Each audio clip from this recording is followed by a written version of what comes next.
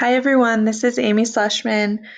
For those of you who don't know me, I work part-time at JTCC, mostly with Tennis Whiz with Coach Anessa, and I'm getting my teaching degree this year, and I'm an intern at a middle school right now, so I have been receiving a lot of training in how to best teach students online. So I wanted to share with you guys some platforms, specifically NearPod. It's something I think is really effective for students of all ages, and I think could be implemented well for any sort of virtual instructions or lessons that our staff is wanting to do. So one thing I will say, just as a teacher, I would encourage you all, whatever you end up doing, to make your content as interactive as possible. All of our students, all of our players, they are navigating a new normal right now, and a lot of them are bored. A lot of them have a lot of schoolwork to do. It may or may not be very interactive. So anything you can do to get them just engaged in a different way is great for them, which is why I love NearPod. It's also great for all ages. Obviously, the example I have for you guys is for Tennis Whiz for our youngest players, but I've seen this used all the way up through high school. I've seen it used with adults. So really the sky's the limit. So the first thing you're going to need is I think it works best if you have a Gmail account or an account with Google Drive access, so you can use Google Slides. And I'll explain that why soon. So first you need an account. It's free. So you just have to sign up for free. And I would suggest signing up with your Gmail or email. And that's pretty easy. So once you have an account, the easiest way to make content, I think, is through Google Slides. You can also go into NearPod and make lessons on their platform, but if you're comfortable with Google Slides already or you make presentations a lot, I would just stick with that. So you need to add NearPod to your Google Slides. So that's through add-ons here. I already have it, but if you don't, you would press Get Add-ons and search NearPod. And then here it would come up and say install, and you would install it in like 30 seconds. So once you have it, you're going to go over and open NearPod. So my suggestion is just build out your presentation as you normally would. And then you can add on your content like as you go. So my favorite features of NearPod, I'll just go through a few ideas and what they could be used for. The first thing, it's pretty easy, is web content. So let's say you wanted to like link to an article, or I'm going to link to our new JTCC magazine. You just copy that link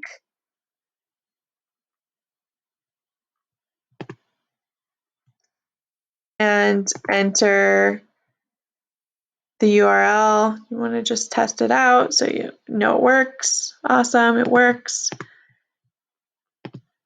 And then when your students are navigating this like self-paced lesson, when they get to this slide, they would be automatically taken to whatever article you post or magazine, whatever web content you want.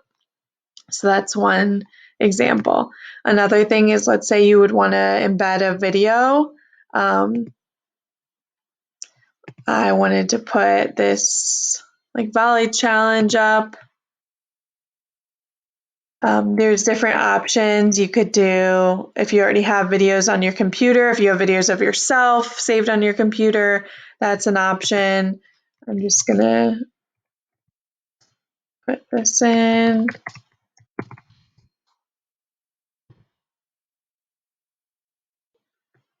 And select.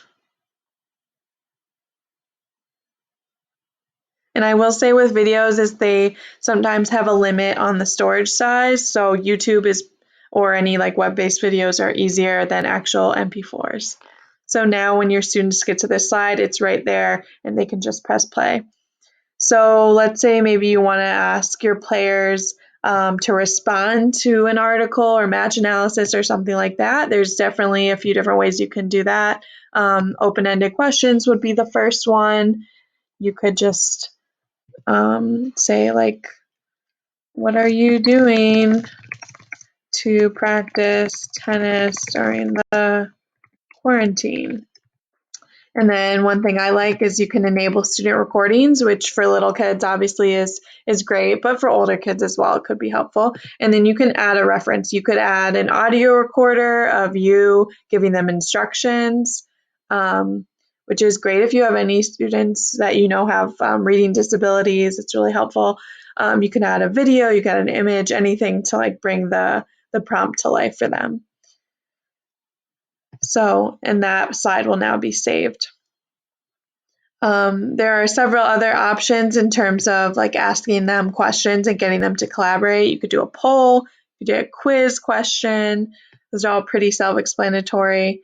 One of my favorites is a collaborate board. So for collaborate, it's any student you have enrolled in this class who gets assigned this lesson, they will see each other's answers.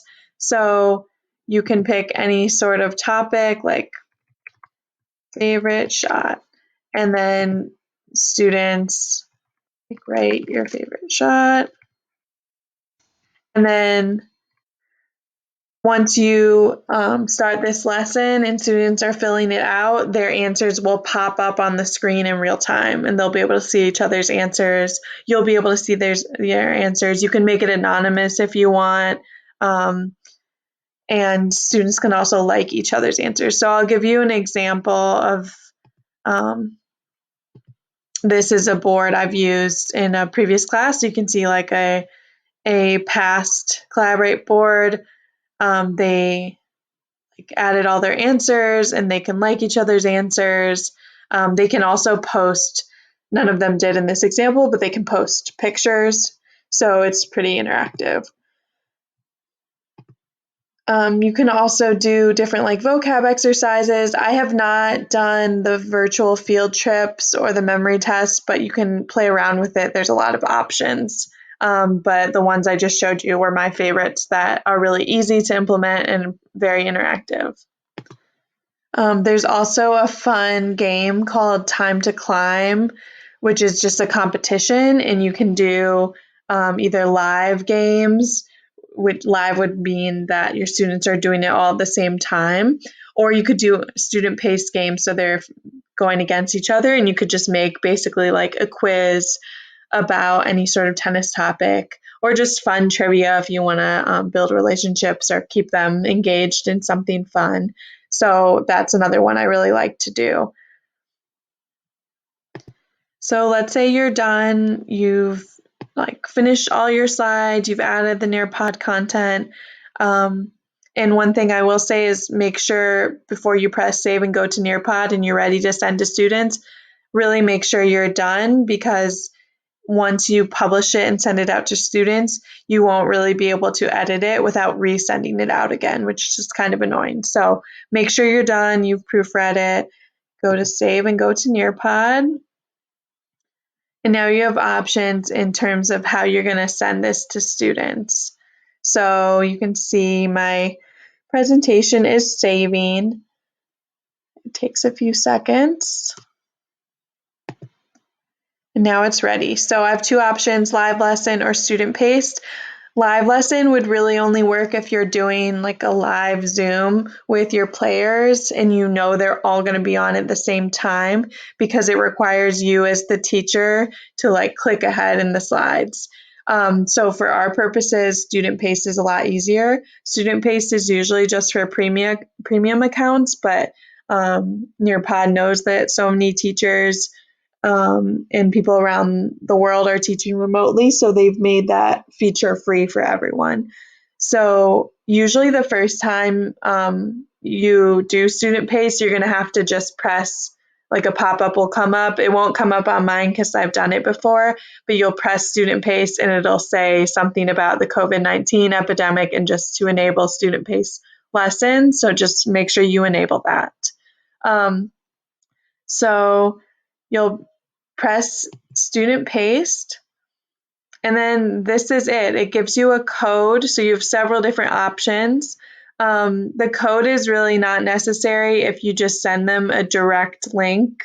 So you can send your players and their parents like all in this email that direct link, and it will just take them to start the NearPod, and they have to put their name in. So we can like experiment with that. Here's our link.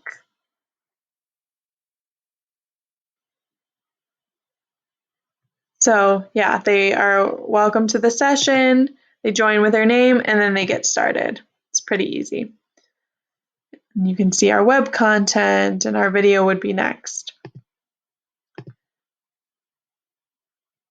So that's one option. I know Mira was talking about using Google Classroom, so you can directly push this out to Google Classroom by pressing here, or just copying and pasting the link to Google Classroom. Those are really easy ways. If for some reason your player loses the link, which as we know students can do, all they have to do is go to join.nearpod.com and you can give them this code to log in. And if you have the presentation up, it has the code at the top, so it's really easy to find. And your student paced lessons would be valid for a full month. So if you give them a week to complete each lesson, they should have more than enough time to do that. So there is one last thing to do if you're going to do student-paced lessons. And you need to go to the settings. So you just click up here, go to settings, advanced, and then a few things to consider. This immersive reader, for those of you not familiar with immersive reading technology, that's to make content more accessible to younger learners, to anyone with reading disabilities, anyone who is better with oral language. So I would recommend turning it on. It's just really helpful, more inclusive. If you want students to be able to annotate their Oh, just kidding. Sorry, that one's premium. That's why it's off on mine. You can have the students see their results of a quiz. I think that's nice to give them feedback. And this one's really important. Make sure you enable the collaborate for student-paced lessons. The collaborate is that board function, and you have to explicitly enable it. I think the default is off. So yeah, that's about it. Like I said, it's really easy to use, in my opinion. If you have any questions, my email, everyone should have my email at this point. If not, ask Tyler. I'm more than happy to talk to anyone individually or guide them through building their first lesson if you need any help. So thank you all for watching, and good luck with all your virtual lessons.